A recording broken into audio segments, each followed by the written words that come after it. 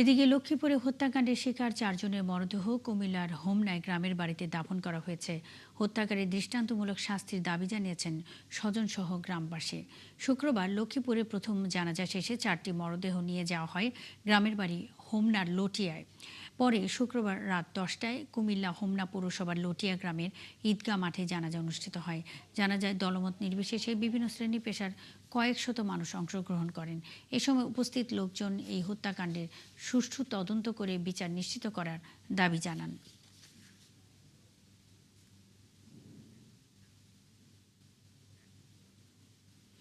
লক্ষ্মীপুরের রায়পুরে মা ও 3 বোনকে কুপিয়ে হত্যার ঘটনার সবশেষ খবর জানাতে যুক্ত হচ্ছেন আতোয়ার মনির। মনির, হত্যাকাণ্ডের কোনো রহস্য কি পুলিশ উদ্ঘাটন করতে পারল কিনা এবং এ বিষয়ে মামলার বাদী কি বলছেন? রায়পুর যে হত্যাকাণ্ড বৃহস্পতিবার 11টার সময় হলো, একই পরিবারের মা সহ তার 3 মেয়ে, এছাড়াও যিনি একজন সন্দেহ করে হত্যা করেছেন এমন একজনকে অন্তর মজুমদার, তাকেও পিটিয়ে হত্যা করা হয়েছে।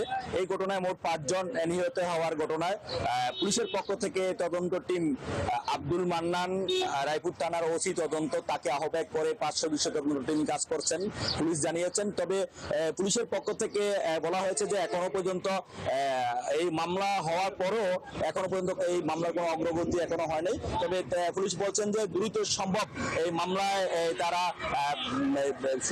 এই তথ্য উদ্ঘাটন করতে পারবেন এবং এই হত্যাকাণ্ডের রহস্য তারা উদ্ঘাটন করে প্রকাশ করবেন। আর এছাড়া নিহতের স্বজনদের বলতে একমাত্র সন্তানই রয়েছেন যিনি মামলার বাদী জুনাইদ। তিনি বলেছেন যে সে অন্য কিছু চান না, এই হত্যাকাণ্ডের পিছনে আরো কেউ থাকতে পারে এমনকি তার দাবি রয়েছে।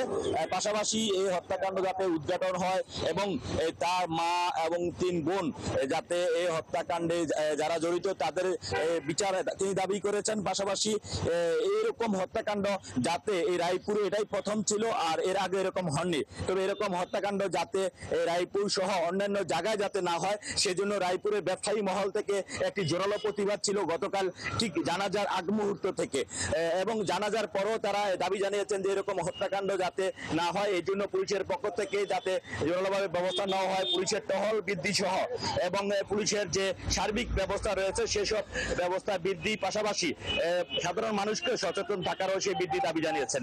তবে স্থানীয় লোকজন বলছেন যে রায়পুরে অসংখ্য মাদক এবং কিশোর গ্যাং সহকারে এবং বিভিন্ন জায়গা থেকে লোকজন এসে ভাড়া বড় করে নানা প্রকার অপ্রীতি ঘটনা করছেন। এই জন্য পুলিশ পাশাপাশি অন্যান্য মানুষের সজাগ থাকার জন্য ব্যবসায়ী মহল থেকে দিক নির্দেশনা দিয়েছেন এবং পরামর্শ দিয়েছেন।